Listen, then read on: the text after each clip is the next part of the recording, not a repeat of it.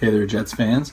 Well, here it is. The schedule is finally out. The NFL releases all the dates and times and television and all that good stuff for all the 2019 games on Wednesday night. So now we know exactly the order of all the Jets games, when they're going to get played, the times, all that.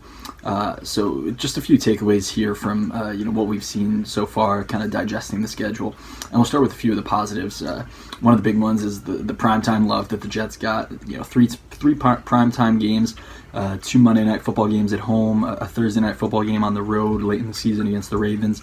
Obviously, the NFL kind of judged, and TV as well, judged the Jets as a team that people are going to want to see, and that's always encouraging. So throwing them a few primetime bones, so that'll be interesting. Some national spotlights in those games.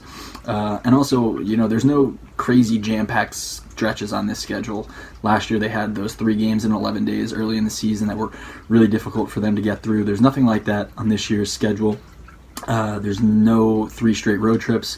In fact, they only have one stretch during the week where they're on the road back-to-back weeks. It's in the middle of the season when they go to Jacksonville and then back to Miami again right after that at the end of October and early November. Obviously not the worst time of the year to go down to Florida either.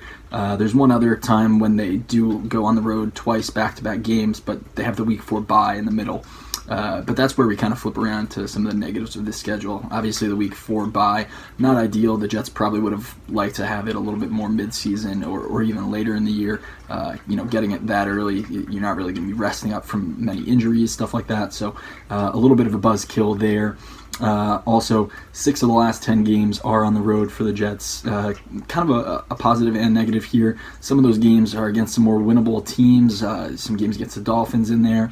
A few other opponents, the Redskins, a couple others that you would figure are probably winnable games for the Jets, but never easy going on the road in the NFL. So finishing 6 of the last 10 on the road is tough. On the flip side, obviously, that means that they have more home games early in the season, but those are against some tricky opponents. I mean, they start in the first 7 weeks here, 6 games, including the bye. Bills and Browns at home, at the Pats, at the Eagles, versus the Cowboys, versus the Pats. I mean, that's what you've got. 4 games right there against teams that were in the playoffs last year, 2 against the Patriots, who obviously won the Super Bowl and have owned this division for years now, 1 against the Browns, who are up and coming and have what looks to be a stacked roster, at least on paper, though they still have to do some piecing together and building that chemistry.